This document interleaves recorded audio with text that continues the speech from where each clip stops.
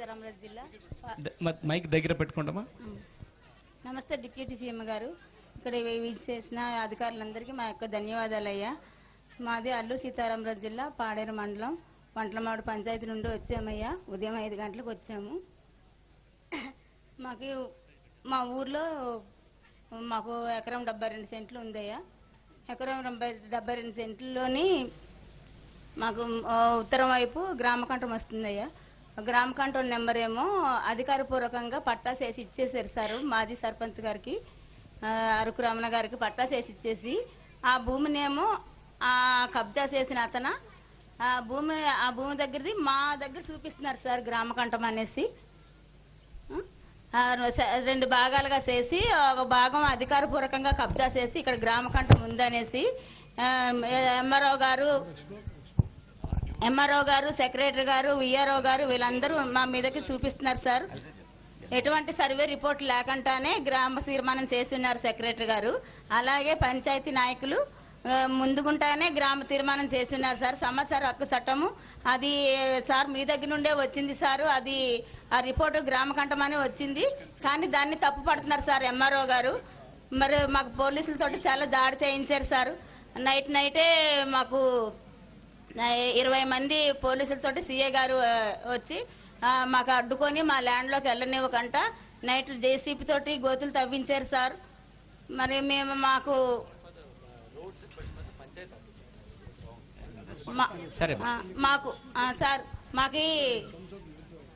Sir మాకు చాలా torture పెడుతున్నారు సార్. అధికారుల నుండే మాకు టార్చర్ పెడుతున్నారు సార్. మా ఫిర్యాదులు ఎవ్వరు కూడా తీసుకోవట్లేదు సార్.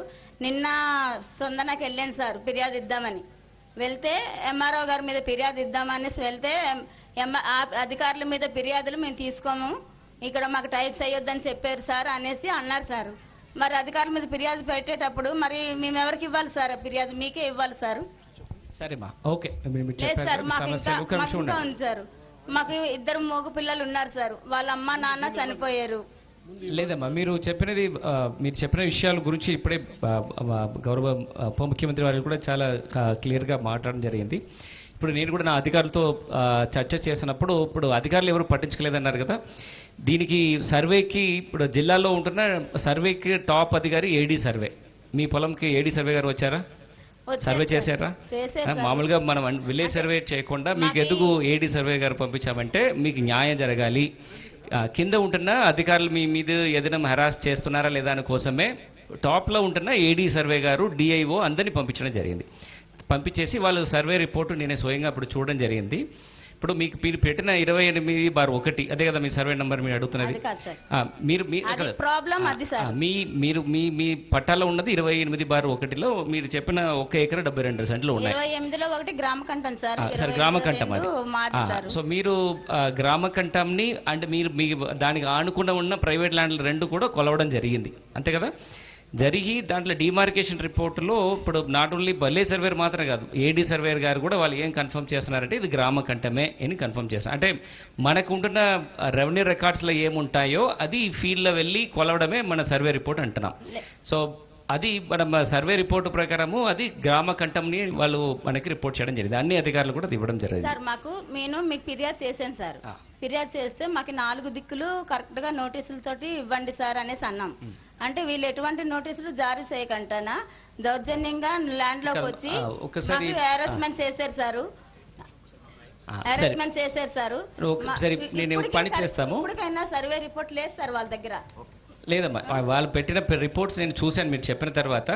మీరు ఇప్పుడు ఏడీ సర్వే చేసేది కూడా తప్పంటే నేను స్టేట్ నుంచి కూడా ఒక రిపోర్ట్ ఒక అధికారులు తీసుకొచ్చేసి దానికన్నా ఉన్నత అధికారులు ఒకసారి సర్వే చేపిస్తాను. Will do it. ఇక్కడ ఉన్న అధికారులు కాకుండా వాళ్ళు ఇన్వాల్వ్మెంట్ కాకుండా కంప్లీట్లీ మీరు కూడా అర్థం చేసుకోవాలి. డిప్యూటీ సీఎం గారు ఆల్రెడీ ఇన్స్ట్రక్షన్స్ ఇచ్చారు. ఎట్టి పరిస్థితుల్లో పై స్థాయి నుంచి అంటే రాష్ట్ర స్థాయి నుంచి ఒక టీంని పంపించి మీరంత బలంగా చెప్తున్నారు కాబట్టి ఒకసారి మళ్ళీ రీసర్వే మంచి అధికారులని ఉన్నత స్థాయి నుంచి పంపించి వాళ్ళతో చేపిద్దాం. ఓకే, స్థానిక అధికారులకి మీకు ఏమైనా సమస్య ఉంటే మీరు ఏ రోజైనా కలెక్టర్ గారికి మీరు అందించవచ్చు. తప్పకుండా వెరిఫై చేస్తారు. వాళ్ళని పోషాకారం లేదు సార్. వీళ్ళు అధికారులే నాకు టార్చర్ చేస్తుంటే నేను ఎవరితో చెప్పుకుంటాను సార్? నేను స్టేషన్ కి నాకు అరెస్ట్ చేశారు సార్. నాకు ఇగో నాయకులు పెన్షన్ నాకు వస్తుందా కంప్లైంట్ వాళ్ళకి? పెట్టారు. మీ పిల్లలకి నాకు పెన్షన్ చాలా వస్తుందా? చాలా తిప్పలు పెట్టారు సార్. పెన్షన్ వస్తుందా పిల్లలకి? వస్తుంది సార్. ఓకే. పెన్షన్ రేషన్ మాకు పోషకారం సార్. ఓకేనమ్మా. నాన్నకి పిన్నికి హార్ట్ పేషెంట్ సార్. ఓకే. మాకు ఇల్లు కట్టుకోవడానికి కూడా అవకాశం లేదు సార్. మాకు చేద్దాం, చాలా పేద చేద్దాం. కుటుంబం సార్. మా సరే మరి భూమిని- ఖచ్చితంగా 100% మీరు ఎంత గట్టిగా చెప్పారో అది ఇవాళ నిన్న సమస్య కాదు, దాదాపుగా పలు సంవత్సరాలుగా జరుగుతుంది. దానివల్ల స్టేట్ నుంచి ఒక ఉన్నత అధికారులు ఇక్కడ స్థానిక వాళ్ళ సంబంధం లేకుండా ఒకసారి ఇది పరిశీలన చేస్తాం. సరేనా? Sir okay. మాకు ఇది న్యాయం జరగకపోతే 100% నా పట్ట మీకు ఇచ్చేస్తాను సార్. ఈ భూమి వల్ల నాకు చంపేస్తారు సార్ పోలీసులు. నేను లేదు అప్పుడు దాకా మిమ్మల్ని ఎవరు డిస్టర్బ్ చేయకుండా చూడాల్సిన బాధ్యత నాది. ఓకే, మీ దగ్గర ఎవరు ఏ అధికారులు మీకు ఇబ్బంది పెట్టరు. ఈ స్టేట్ నుంచి రావడానికి వరకు మీకు ఎట్లాంటి సమస్య లేకుండా చూసుకుంటాను. ఒక్క నిమిషం, ఎస్పీ గారు ఉన్నారు, ఎస్పీ గారు మాట్లాడతారు. సార్ నాకు ఇప్పుడే క్లియరెన్స్ చేయండి సార్. నాకు వీళ్ళు చంపేస్తారు సార్. నేను ఉండలేదు సార్. నా పట్ట మీకు ఇచ్చేస్తారు సార్. అమ్మా మీరు కూర్చోండి. పోలీస్ తరపున మీకు సమస్య ఇప్పుడు ఆల్రెడీ మీరు డిప్యూటీ సీఎం గారికి చెప్పడం జరిగినతో ఏమీ సమస్య లేకుండా పోలీస్ తరపున ఎలా చేస్తున్నాం? పవన్ అన్న నాకు న్యాయం చేయకపోతే నేను ఏదో రైల్వే స్టేషన్ నేను చచ్చిపోతుందన్న.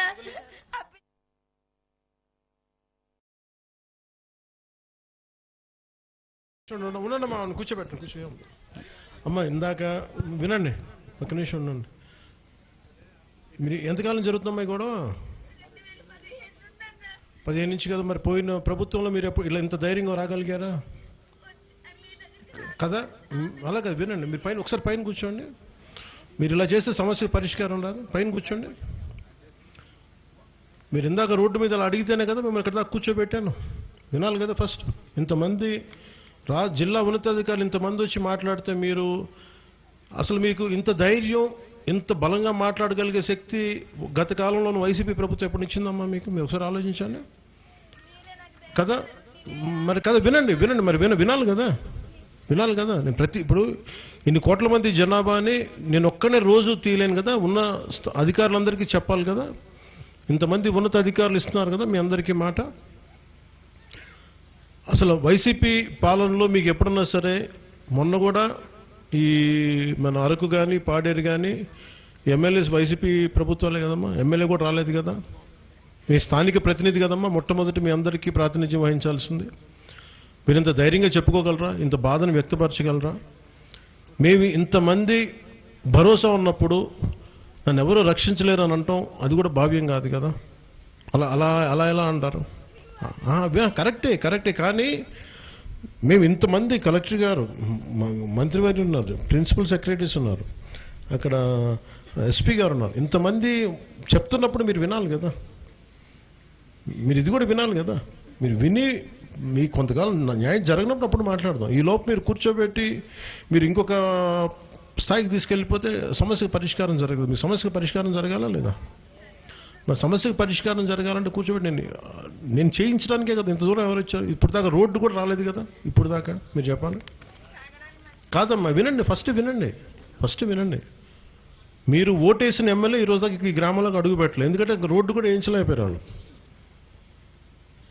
అడ్డగోలుగా కూర్చోబెట్టి బెదిరించే ప్రభుత్వాల్లో ఒక్క వ్యక్తి రాలేదు మీ దగ్గరికి. గత రాష్ట్ర ముఖ్యమంత్రి, గత ప్రభుత్వ పాలన ముఖ్యమంత్రి ఒక్కరోజు కూడా రాలేదు ఇక్కడికి కదా. మీ దగ్గర